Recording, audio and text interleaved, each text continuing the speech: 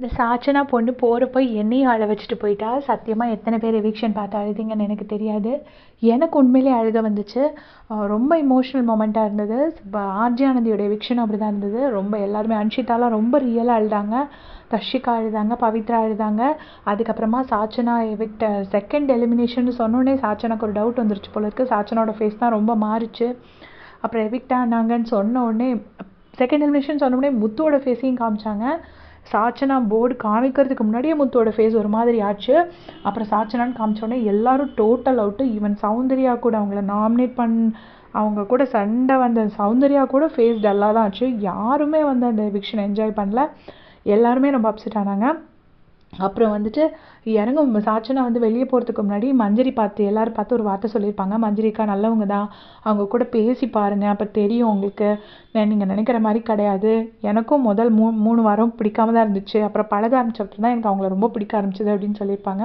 அப்புறம் தனியாக இருக்கிறது ரொம்ப பெரிய வலி, ஸோ மஞ்சரி அப்படி தனியாக விடாதீங்க, எல்லோரும் பேசுங்க அப்படின்னு சொல்லியிருப்பாங்க. உண்மையிலே கேட்கறதுக்கு ரொம்ப ஒரு மாதிரி ரொம்ப டிஸ்டர்பிங்காக இருந்துச்சு. அதுக்கப்புறம் பார்த்திங்கன்னா முத்துக்கிட்ட வந்துட்டு நான் சொன்னேன், வெளியே என்ன நடக்குதுன்னு சொன்னால் நீ நம்பணும் அப்படிங்கிறாங்க. எனக்கு தெரிஞ்சு நான் தான் எலிமினேட் ஆவேன் அப்படின்னு சொல்லிட்டு சாச்சனா சொல்லியிருப்பாங்க போல இருக்குது. அதுக்கு முத்து இல்லை நீ எலிமினேட் ஆக மாட்டேன்னு சொல்லியிருந்திருப்பாருன்னு நினைக்கிறேன். அதான் இனிமேலாச்சும் நம்பு அப்படின்னு சொல்லிட்டு இறங்கி போகிறாங்க.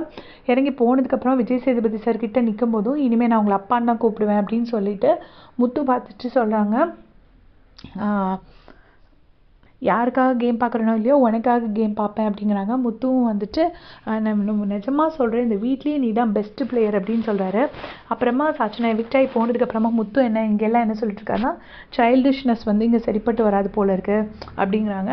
உடனே மஞ்சரியும் வந்துட்டு ஆமாம் இது ஒரு சீரியஸ் பிஸ்னஸ் அப்படிங்கிறாங்க. உடனே முத்துக்குமரன் வந்துட்டு ரொம்ப ஃபீல் பண்ணுறாரு. இப்போ தீபக் சொல்கிறாரு, சரி எனக்கு தான் ஒரு மாதிரி பேஜாராக இருக்குது, நான் தான் நாமினேட் பண்ணேன் அப்படின்னு சொல்லிட்டு சொல்கிறாரு.